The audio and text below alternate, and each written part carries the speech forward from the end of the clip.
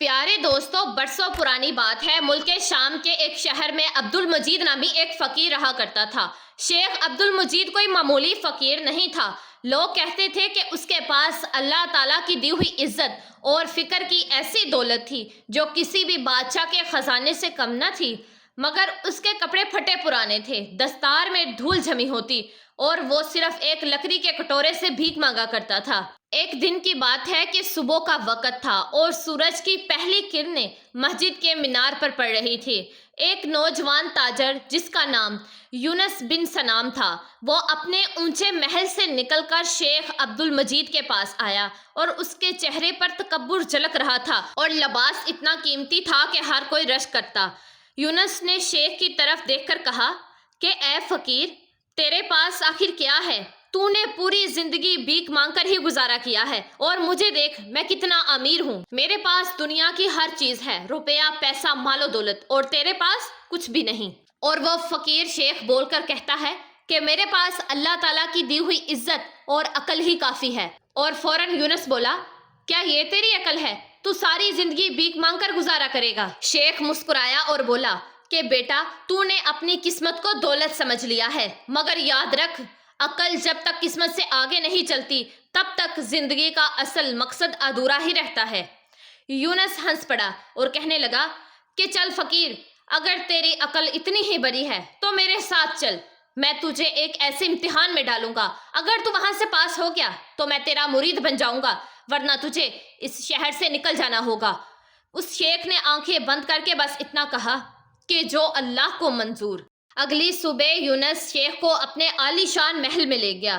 وہاں اس نے اسے ایک ایسا کمرہ دکھایا جس کے 3 دروازے تھے، ہر ایک دروازے پر تالا لگا ہوا تھا اور ان کے اوپر پرانے نقشے اور علامات بنی ہوئی تھی۔ یونس نے کہا کہ ان 3 دروازوں میں سے ایک دروازے کے پیچھے ایک تجوری ہے جس میں سونے کے سکے ہیں، باقی 2 دروازوں میں موت چھپی ہوئی ہے۔ ایک دروازہ کھلا تو سانپوں سے بھرا ہوا کمرہ ملے گا اور دوسرا کھلا تو آگ کا سمندر ملے گا۔ تیری عقل کہتی ہے کہ تو کون سا دروازہ کھولا جائے؟ شیخ نے نہ دروازوں کی علامات دیکھی نہ تالے کی بناوٹ، بس سجدے میں گرا اور ایک دعا کی کہ یا اللہ، میرے دل کو صحیح راہ دکھا تاکہ تیری رضا میں فیصلہ کر سکوں۔ کچھ ہی لمحوں بعد اس نے پہلا دروازہ کھولا اور وہ پہلا دروازہ کھلتے ہی ایک اندھیرے کمرے میں داخل ہوا جس میں کچھ بھی نظر نہیں آ رہا تھا۔ یونس ہنس پڑا، فقیر، اب تیرا کھیل ختم، یہ اندھیرا کمرہ موت کی نشانی ہے۔ مگر تبھی شیخ نے اپنی لکڑی زمین پر ماری اور ایک نکتہ بولا کہ جہاں اندھیرا ہوتا ہے وہیں سے روشنی کی شروعات ہوتی ہے۔ کمرے کے اندر ایک روشن دان کھلا اور ایک چھپی ہوئی تجوری نظر آئی۔ جب تجوری کو کھولا گیا تو اس میں واقعی ہی سونے کے سکے تھے اور ساتھ ہی ایک کاغذ بھی رکھا ہوا تھا جس پر لکھا ہوا تھا کہ عقل سے کام لینے والا کبھی خالی ہاتھ نہیں لوٹتا۔ اس واقعے کے بعد یونس کا چہرہ ہی اتر گیا۔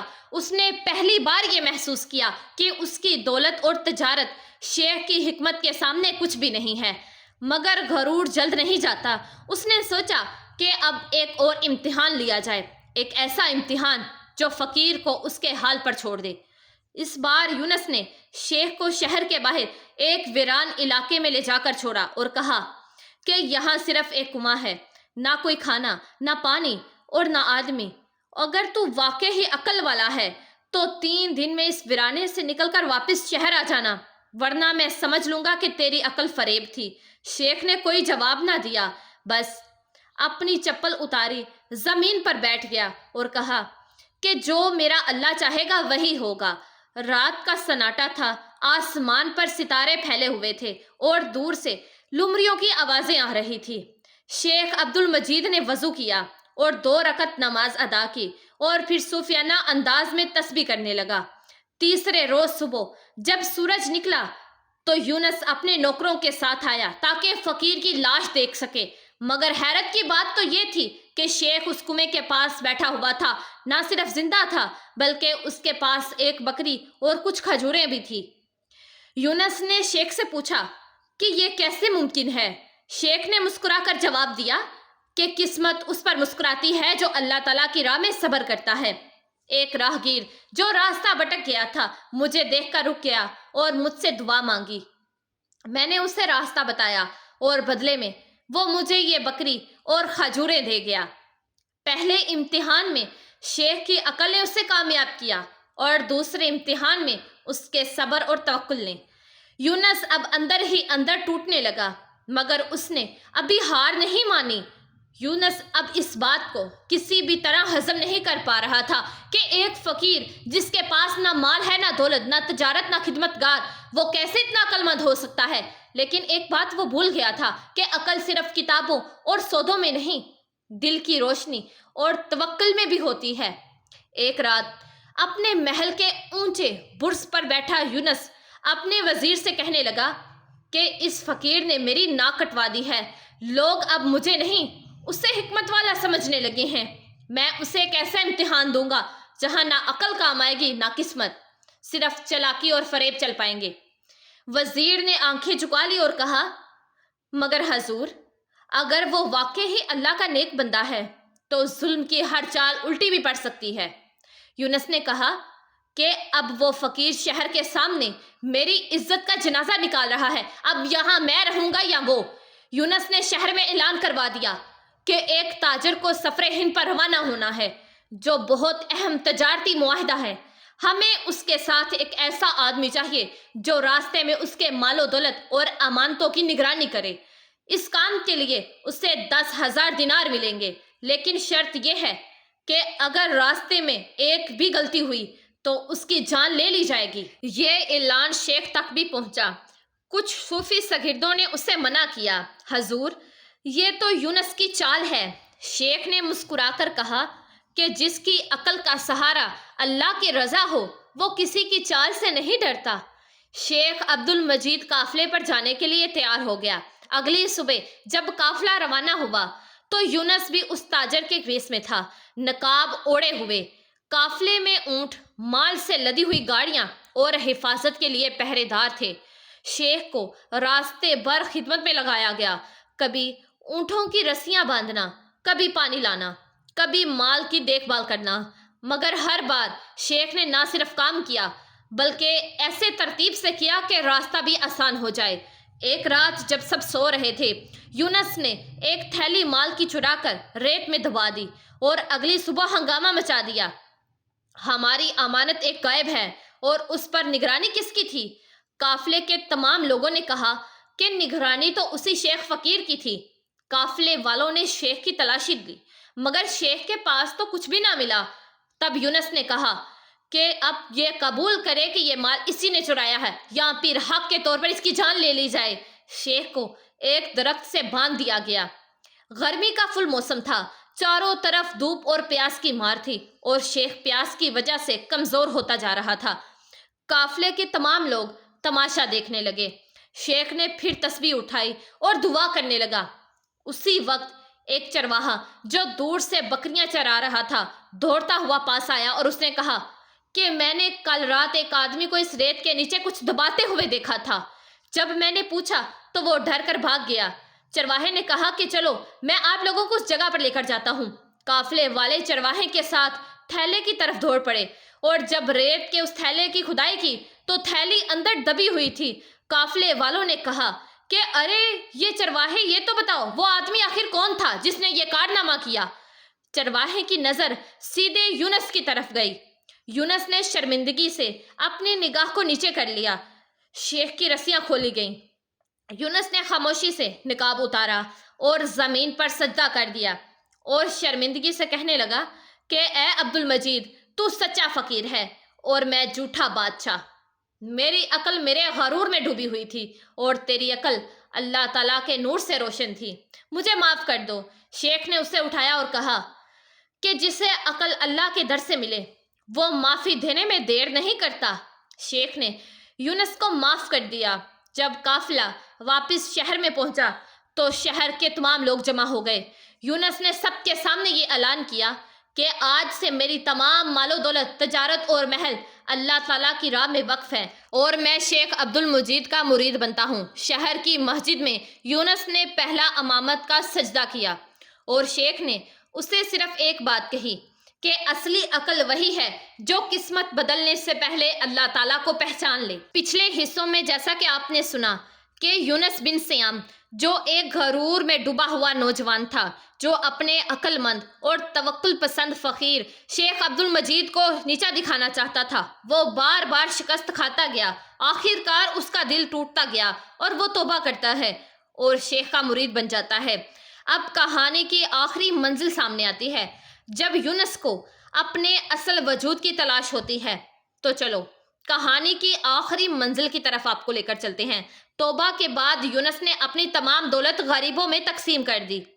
عالی شان محل صوفیانہ خانگاہ میں تبدیل ہو گئی اور وہ خود ہر صبح شیخ کے ساتھ مسجد کی صاف صفائی کیا کرتا، مگر اس کے دل میں ابھی بھی ایک سوال ہر روز چبھتا کہ کیا میری قسمت واقعی ہی بدل چکی ہے؟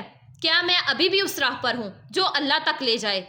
شیخ نے ایک دن اسے بلایا اور کہا کہ بیٹا یونس، تم نے توبہ تو کر لی ہے، مگر دل کا گھمنڈ ابھی پوری طرح تب جاتا ہے جب بندہ صرف اللہ کی رضا کے لیے جیتا ہے، خود کو مٹا دیتا ہے۔ یونس نے کہا کہ حضور بتائیے مجھے کیا کرنا ہوگا۔ شیخ نے یونس کو 3 کام سونپے۔ پہلا کام، 3 دن اور 3 راتیں شہر کے سب سے غریب محلے میں رہنا، پھٹے پرانے کپڑے پہن کر کسی کو بھی بتائے بغیر لوگوں کی خدمت کرنا۔ اور دوسرا کام، جنگل میں جا کر ایک برے بزرگ صوفی سے ملنا جس کا نام بابا کرم دین تھا، وہ تمہیں بتائیں گے کہ اصلیت کیا ہوتی ہے۔ تیسرا کام، ایک ایسے گاؤں میں جانا جہاں لوگ صرف قسمت کو سب کچھ سمجھتے ہیں اور کوئی بھی محنت نہیں کرتے، وہاں تم کو عقل اور توکل کے درمیان کا فرق سمجھنا ہوگا۔ یونس نے پہلا کام اسی وقت شروع کیا، اپنے ریشمی کپڑے چھوڑ دیے، پھٹے پرانے کپڑے پہن لیے اور بغیر نام بتائیے غریب محلے کی گلیوں میں صاف صفائی کرنے لگا۔ بوڑھے کو کھانا پہنچایا، یتیموں کو کہانیاں سنائیں اور راتوں کو مسجد کے صحن میں سویا۔ تیسرے دن ایک بوڑھی عورت نے کہا کہ اے میاں، تو کون ہے جو ہمارے بچوں کے لیے کھانا لایا اور خود بھوکا رہا؟ یونس نے مسکرا کر کہا کہ میں بس وہ بندہ ہوں جو اپنا گھمنڈ ڈھو رہا ہوں۔ پھر وہ دوسرے کام کے لیے جنگل میں پہنچا جہاں پیروں کے سایوں میں ایک صوفی بابا کرم دین رہا کرتے تھے۔ ان کا چہرہ ایسا نورانی تھا کہ دیکھتے ہی دل روشن ہو جاتا تھا۔ بابا کرم دین نے یونس سے پوچھا کہ بیٹا عقل کیا ہے؟ یونس بولا کہ جو فیصلہ لینے میں مدد کرے، جو نقصان سے بچائے، وہی عقل ہے۔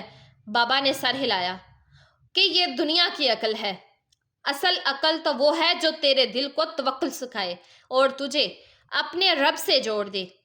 جب بندہ ہر حال میں اللہ تعالیٰ کی رضا میں راضی ہو جائے تو وہی اصلیت ہوتی ہے۔ اس نے یونس کو ایک کہانی سنائی۔ ایک پرندہ روز صبح صبح اٹھتا اور دانا ڈھونڈ کر واپس لوٹ آتا۔ ایک روز آندھی آئی، دانا نہ ملا، مگر وہ پرندہ کہتا رہا کہ میرا رب مجھے بھوکا نہیں چھوڑے گا۔ تیسرے دن اسے ایک پورا کھیت ملا۔ یہی عقل ہے یونس، جو یقین اور صبر میں چھپی ہوئی ہوتی ہے۔ اب یونس آخری امتحان کے لیے ایک گاؤں میں پہنچا جہاں کے لوگ کہتے تھے کہ جو قسمت میں ہوگا وہ مل جائے گا، محنت کرنے کا کیا ہی فائدہ۔ وہاں کھیت بنجر پڑے تھے، بچے بھوک سے مر رہے تھے اور لوگ بالکل فارغ بیٹھے ہوئے تھے۔ یونس نے وہاں 1 ہفتے کھیت میں اکیلے کام کیا اور رات کو خیرات میں لایا ہوا کھانا بچوں میں تقسیم کرتا۔ ایک دن گاؤں کا سردار وہاں آیا اور بولا کہ تو پاگل ہے کیا؟ اکیلا کام کر رہا ہے، ہم تو قسمت کے بھروسے ہی جیتے ہیں۔ یونس نے جواب دیا کہ قسمت اللہ تعالیٰ کی ہے، مگر ہاتھ تو تمہارے ہیں۔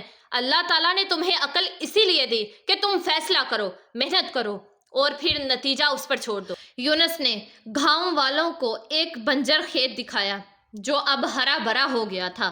یونس نے کہا کہ یہ میری قسمت نہیں تھی، یہ میری محنت تھی جو توکل کے ساتھ تھی۔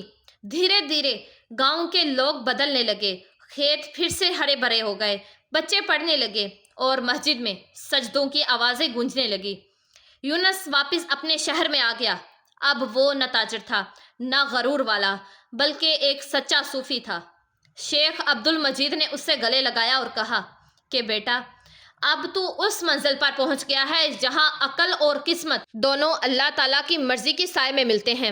اب تجھے اس شہر کو روشن کرنا ہے۔ سالوں بعد جب شیخ عبد المجید اس دنیا سے رخصت ہو گئے تو یونس نے ان کی جگہ لی، مگر نہ عالی شان کپڑوں میں، نہ سونوں کے کپڑے میں۔ वो अभी भी सुबह मस्जिद साफ करता, बच्चों को कुरान पाक पढ़ाता और हर सवाल करने वाले को यही जवाब देता कि अकल पर तवक्कुल करो, किस्मत से ना डरना सीखो, क्योंकि अल्लाह ताला की राह में हर कदम अपने मुकद्दर से आगे ले जाता है। ये कहानी हमें ये सिखाती है कि इंसान की असली अकल उस वक्त शुरू होती है जब वो अपने गरूर और तकब्बुर को छोड़कर सब्र, तवक्कुल और मेहनत के साथ जिंदगी को समझे। और किस्मत उन्हीं के लिए बदलती है जो अल्लाह ताला की रज़ा पर यकीन रखते हैं और उसके लिए चल पड़ते हैं, और जो अल्लाह ताला की रज़ा में राज़ी रहते हैं वो कभी भी नाउमीद नहीं होते। जी तो मेरे प्यारे दोस्तों, मैं उम्मीद करती हूँ कि ये वीडियो आप लोगों को ज़रूर पसंद आएगी, और अगर आपको पसंद आए तो इसको आगे शेयर लाजमी कीजिएगा। और अगर आप निम्रा वॉइस स्टोरी चैनल पर नए हैं तो प्लीज़ चैनल को लाजमी सब्सक्राइब कर दीजिएगा, वीडियो को लाइक कर दीजिएगा और बेल आइकन के बटन को प्रेस कर दीजिएगा। प्यारे दोस्तों, आजकल नेट का इशू होने की वजह से वीडियो दरमियान में रुक जाती है, लोडिंग होने लग जाती है। आप लोग उस वीडियो को थोड़ा सा आगे पीछे स्किप किया करें ताकि आप लोगों को पूरी वीडियो जो है वह समझ में आ जाए। तो प्यारे दोस्तों, अपना ढेर सारा ख्याल रखिएगा और दुआओं में हमें याद रखिएगा। जज़ाकल्लाह।